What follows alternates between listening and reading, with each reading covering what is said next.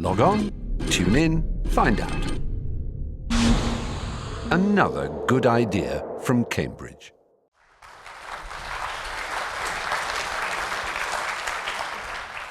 So I probably ought to start in the middle. Most of this talk is going to be about how the research, the computer science department that we know today came into being, a little bit about the teaching. David asked me when we were preparing for this for it to be mostly anecdotes and not too much PowerPoint. It's very tricky for a man from Microsoft not to use PowerPoint nearly. But I think I've managed. So I'll start with my interview, which was my first meeting with Maurice Wilkes. I did my bachelor's in computer science at Leeds. When I was in the sixth form at school, I used some Elliott computers that convinced me that programming was more fun than chemistry. There were Elliott computers, and I worked using Elliott Algol. I think Don Hunter is in the room somewhere, and he, I think, was responsible for some of that compiler that I used and loved. And at that time, Cambridge didn't even have an undergraduate course, and so I really irritated my grammar school headmaster by saying, "Sorry, sir, I'm not doing chemistry. I'm going to this strange northern university because they do computer science." And he was deeply pissed off that I screwed his statistics. It was a great pleasure to go back about 8 years later and say, "Oh, by the way, I'm now a lecturer at Cambridge." Though he still was pretty grumpy with me. So I went to Leeds, and there I had the good fortune to work on a KDF-9, which was a student computer by then. And actually, it was fairly usable, I have to say, but I guess in northern places, one learnt some other traditions. I still think of it as the mill, but there you go. As the central processor. And my personal tutor, Leeds didn't have the college tutoring system, but fortunately had a kind of pastoral care system, was one Mike Wells, who'd been a crystallographer who'd worked in the computer laboratory on the EDSAC machines. And a little bit like echoing David's story, as I was coming towards the end of my undergraduate career, research sounded like an interesting thing to do because it seemed to be better than finding a job, because that looked pretty miserable.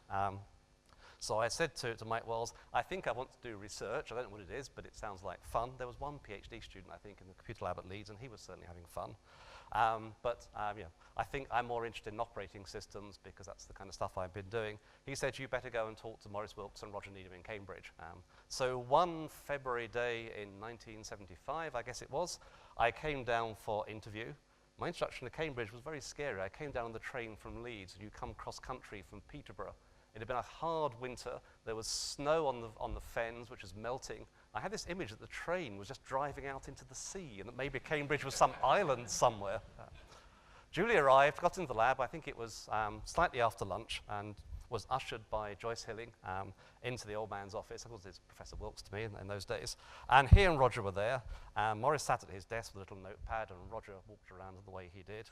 And they said, "So you're from Leeds, and Mike Wells sent you, and you want to do research. What do you want to do?" And actually, I kind of got a bit interested in compilers, and I've been reading a book on language design. It might even be one of David Barron's books on the train down.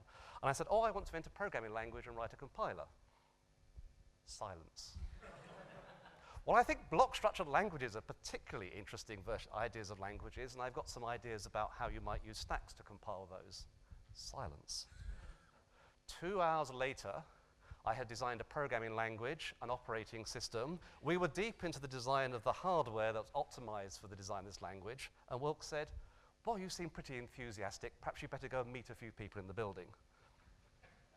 Went and had a tour. I was shown the CAT machine that had just been commissioned, and left the building. Absolute silence.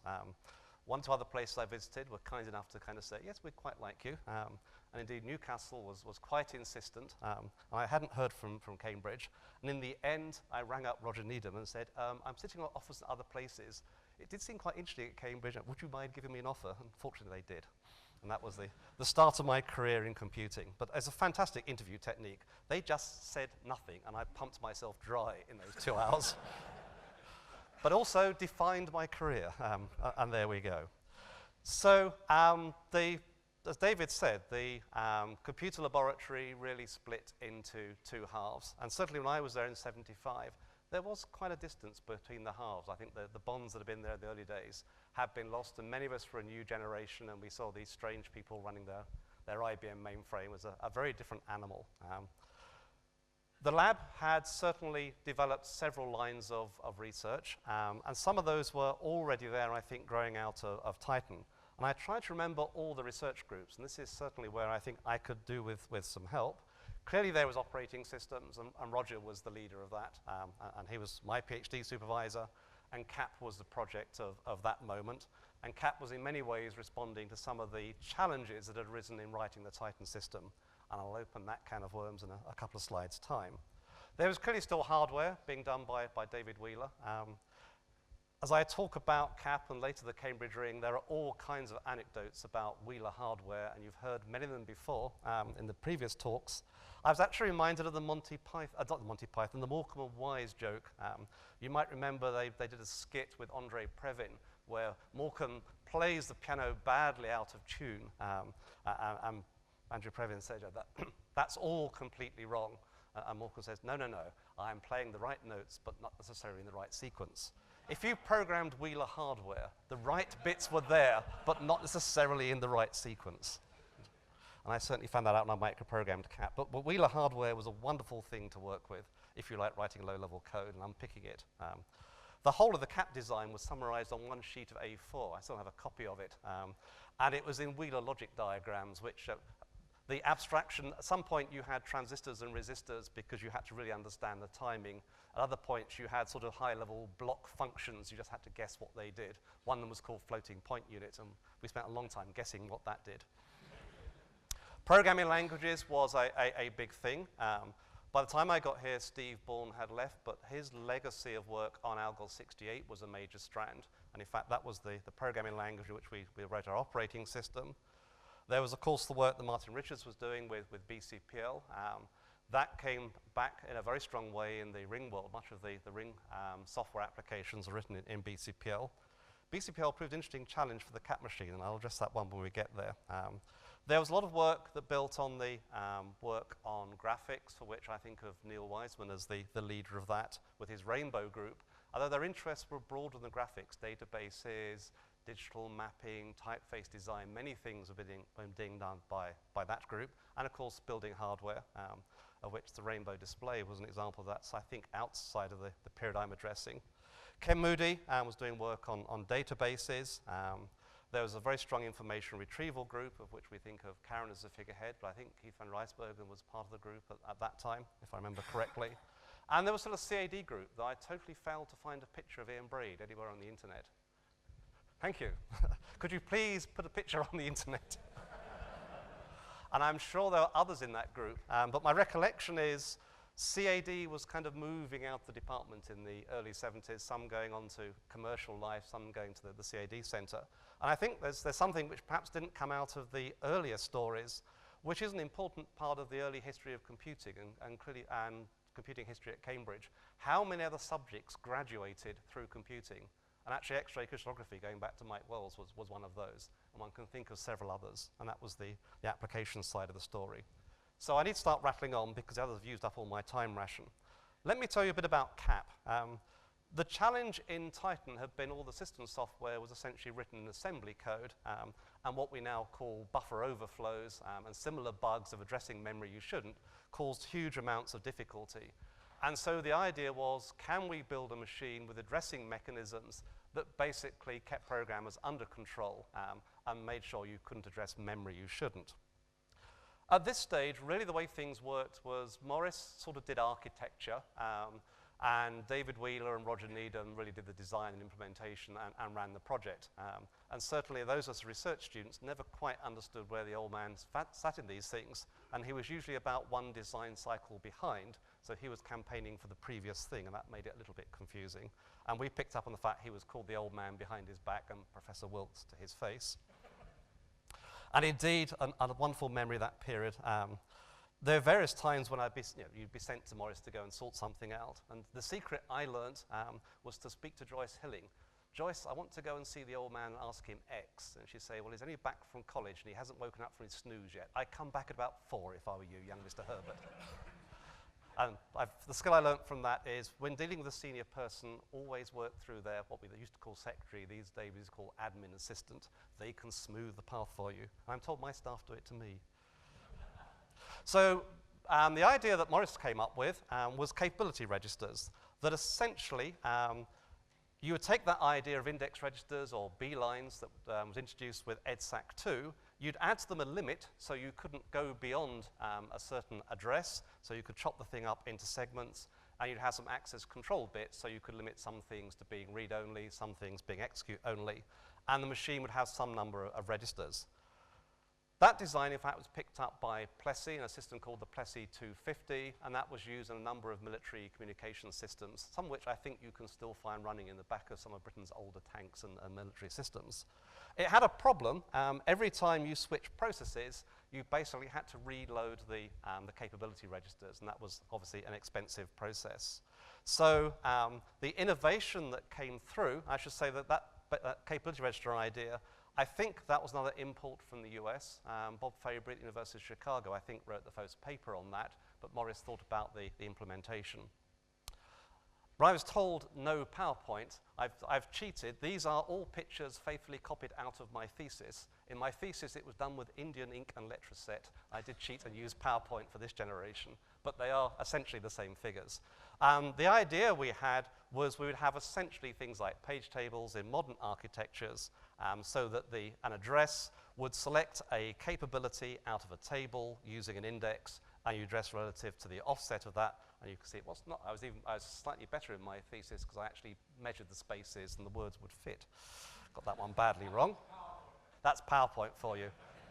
I think it's because when you copied it, you went from one version to another.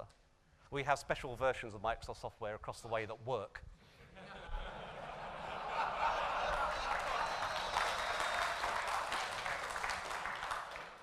And so essentially the machine had what today you call a translation look-aside buffer, which is a wonderful piece of Wheeler hardware called the capability unit that essentially would cache entries from those tables. And so it would compute the physical address. You would throw the physical address at the memory. While that was going on, the limit checks, the access checks would be done. And so you'd then get policing of your access to the memory. The machine itself, the instruction set the programmers saw was very Titan-like. The internal architecture was micro-programmed, but essentially what the microprogrammer had was a 16-bit mini-computer in which you wrote an emulator for the 32-bit machine that you wanted at the higher level. That was fine, though the nightmare of trying to do 32-bit calculations with a 16-bit microarchitecture. I thought that was the most stupid idea ever, and here I am working for Microsoft trying to do 64-bit architecture. Hey-ho. And of course, it was all Wheeler hardware, and the bits were there, but not necessarily in the right order. And I could give an hour-long lecture on how to program the capability unit. In fact, my thesis was doing a slightly different variation of the memory, but using that same capability unit. We wrote a book. This is a scan of my copy of the one that Roger and Maurice kindly signed and gave to me. They were very generous. They gave me the one that the printers had actually badly printed the cover, and it is offset. That's not me scanning it badly. They gave me the dud. I was a bit miffed. It was the first book that Maurice did by word processing technology. At that stage, we had one of the versions of ROF, I forget which, running on the university mainframe before whatever the GCal or it was that came later in the computing service. And I word processed. The way it worked was I would produce a printout, and the old man and Roger wrote stuff, and the old man did most of the writing. Roger kind of corrected it and hinted it and suggested. The old man was a good author. He would write this stuff. It would come to me as handwritten notes and previous scribbles on previous versions. Joyce Hilling would type it into text. It would go back to the old man who would cut and paste, literally with scissors, backwards and forwards. And once that process terminated, it came to me to put into ROF, essentially to typeset, and we printed it. And that's the book on the CAP system. CAP was rapidly followed by the Cambridge ring, and this is really Andy Hopper's territory. And indeed, I couldn't find it anywhere in the archives, but I have a recollection of a systems group project note that said something on the lines of Professor Wilkes introduced Professor Wheeler and Mr. Hopper, who talked about a ring network. This may be of some relevance to the system in the future. And we kind of carefully tried to ignore it until Andy actually made the thing work. Again, I think Maurice's role was, first of all, he'd been somewhere and seen something and came back and said, we want to have one. And the idea was being able to connect all your computers together. And if you think of that period, the lab, by the time CAT was built, it had quite a few computers. There were various mini computers doing special jobs for special groups. There were the mainframes, and shuffling data back and forth was tedious. Paper tape was a bit slow and painful. They didn't all have mag tape drives. The formats were incompatible. And network looked like a good idea. And so I think that was the driving vision. What Maurice saw was a network designed by a Swiss company called Hasler, which is an example of what's called a register insertion ring. And this is a very simple example. If you've got two machines, stations as we called them, each one had a shift register that basically it could connect in or out of the network and put its data in the ring. It turned out electronically those are a bit of a nightmare. Unlike David Barron, logic diagrams are about as far as I go. So microprogramming bit slices make me very happy. Wheeler electronics get me very nervous. And this architecture is not very stable because the length of the network is changing and so forth. And if you've got lots of systems on the network, the ring gets very long, delays get very difficult and so forth. So quite where the inspiration came from, I leave it for Andy Hopper to answer in questions, but essentially we settled on a thing called a slotted ring. Didn't we do nice simple drawings? And we used our flowchart templates to draw diagrams in our theses in those days. So very symbolic diagram of a Cambridge ring. Basically, there are a collection of repeaters that sent a number of frames that we called slots, typically 1, 2, or I think 3 in the biggest ring that ever operated in the lab. Those slots were quite small. They carried 2 bytes of data, 1 byte of the destination station to which you wanted to send that data, and 1 byte indicating where it came from. There is various flags to do with managing the system and to say whether the packet circulated the ring and been read by the recipient or not. And obviously, it was a contention system. If you had more stations than slots on the ring, people would have to wait for a slot to be free, and there's various low-level signaling to manage all of that. But it worked really very well. But for those of us who work in operating systems, there were huge frustrations. If your image of devices was things like teletypes and you were designing a multiplexer, sending a couple of bytes around was just fine. 1 byte of character, 1 byte of teletype number. If what you're trying to do is send files around, it's all a bit tedious. So the first thing most of us did was turn this into an Ethernet by inventing a higher level basic block protocol and stream protocols and so forth, much to the old man's annoyance. But to be entirely fair, later in the evolution, I think it takes me beyond the 70s time frame that I've been allocated, there was quite a lot of work on what we call multi-service LANs carrying voice and video. And this format gave us very high and very predictable bandwidth. And in fact, if you look at the design of ATM networks, a lot of these ideas came about in those worlds. So again, the old man was slightly ahead of his time, but he didn't quite tell us what he was heading towards. So that takes you through the ring very quickly.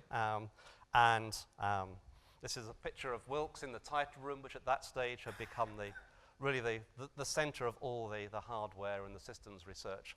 And it was a wonderful period to be a research student in the lab.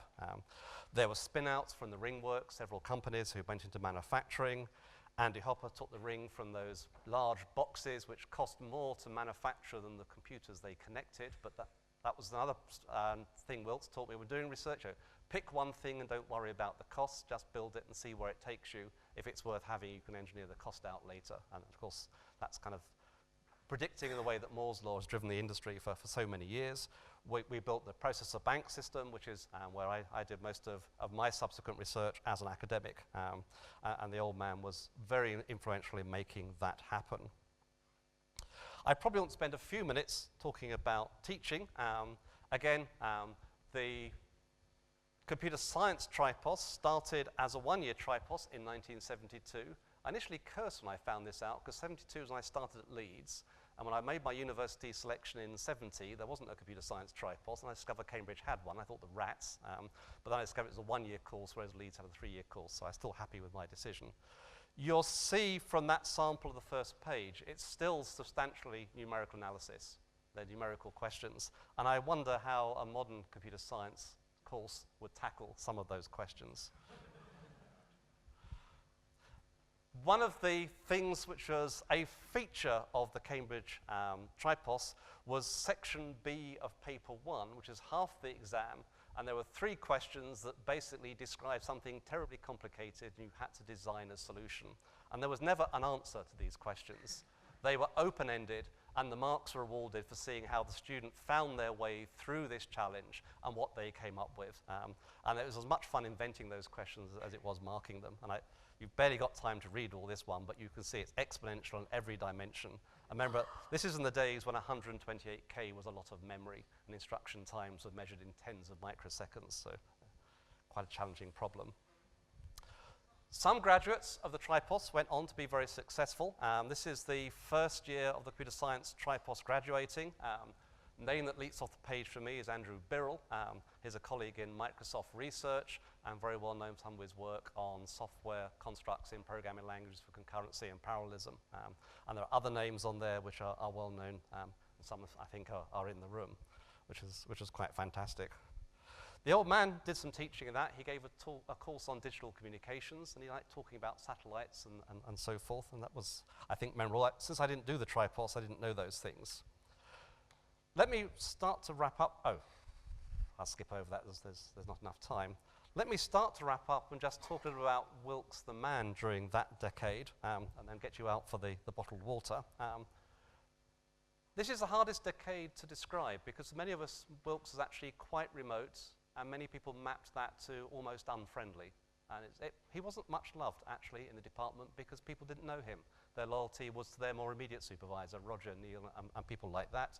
And the old man was in some ways seen in the department as saying no, sometimes seen as being a bit out of touch because we were all doing new things and it was all exciting with chips and so forth, which I think was sad because he kind of lost contact with many of the people. I was, I think, very fortunate that he befriended me and took an interest in what I did.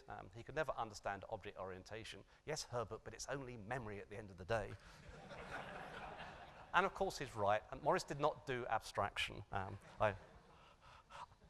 Many times subsequently I tried to explain abstraction, but I regret he went to the grave not understanding abstraction. But there again, I can't do electronics. He was definitely a family man, and he and Nina were a devoted couple. I had the privilege of being invited to one of his birthdays, whether it was something like his 65th or his 60th, I can't quite recall. Nina's birthday present was, for the first time since the 1930s, the ladies would withdraw after dessert so the gentlemen could smoke and tell rude jokes. And Jane and I went, and the ladies all disappeared, and they had a nice evening. The men sat around the table, and we smoked and told jokes. And Maurice just loved it, because it hadn't happened since 1934. I thought that was a lovely present. Maurice enjoyed his food, and he enjoyed his wine. I recall another dinner party I was taken to. A famous theoretical computer scientist, Tursky, was visiting, and Tursky was definitely a ferocious drinker, and Maurice was struggling to keep up. And there came the point in the afternoon, a conversation where Nina said, "Maurice, perhaps you better go and have a little rest." And Maurice left the party for a while, and the rest of us sat there, and the conversation carried on. In due course, he came back. I think I've told the anecdote about Joyce Hilling policing his front office. I've talked about the challenges I think he had with the rapid evolution of the subject in so many dimensions and trying to keep up, and moving away from the kind of the solid engineering foundations on which he built his early career. What I think can be reflected, and this is picking up on David's comments about him being a superb director, was the way in which he was grooming Roger to be his successor. He'd obviously looked around and decided who the right person should be, had the right mix of talents, and he worked very hard to help Roger grow and take that role. A couple of anecdotes I remember from that. Certainly, Roger told me one of the conversations he had with Maurice in the final year before Maurice left, the old man said, "Look, there's a few things I can screw up, if you like, that you can blame on me that give you an opportunity to fix something bigger." What would you like me to get wrong? You know, those weren't quite his words, but you get the spirit. He gave me some career advice. He told me I should go somewhere else. I ignored it.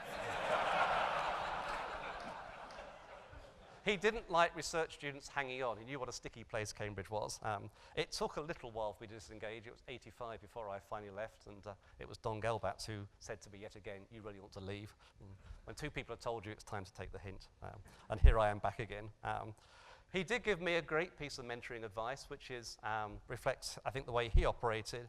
He said, visit other places, and when you go there, have lunch with the professors, because they eat in nice restaurants, but then go and talk to the students, because they know what's going on. And that actually captured his own laboratory, which is great. So this takes me to the last picture, which I think is the icon for this talk. There was a committee put together when Maurice's retirement was forced upon him, really, by the university rules. And we had to do something to mark that. We had a subscription. It didn't do terribly well because I managed to produce a cut glass bowl. It wasn't a very substantial thing. We thought we ought to do more. There's a certain amount of grumpiness. I made a suggestion, which I live to regret. David mentioned the Titan multiplexer. This thing was kept in the Titan room as an icon. And I'd just been down to University College, where they have Jeremy Bentham in a box. And so my suggestion was we should have Maurice stuffed and mounted and put in the Titan multiplexer in the front entrance by the lift in the new building. I thought that was a great joke. Then Roger told Maurice, and Maurice told me he didn't think it was such a great joke. That was slightly before the go somewhere else conversation. So we had to have a bit of a rethink, and somewhere in the conversation in this committee, someone said, gosh, we've got to do something to show the old man the door. And then at a light bulb moment, Martin Johnson and I have been laying Ethernet cables to cable up various VAXs and things that Don had helped us get.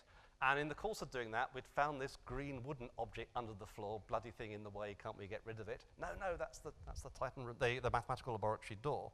I remembered that was there. I said, we can show him the door. And so it's planned, we had an event, we gave him, and there's speeches, we gave him the glass bowl, and then I was master of ceremonies, I pronounced, Maurice, I regret it's now time to show you the door. And the Titan engineers carried it on like a coffin in a kind of funeral way, stood it next to Maurice, and we gave it to him to hold, and then we all just walked away.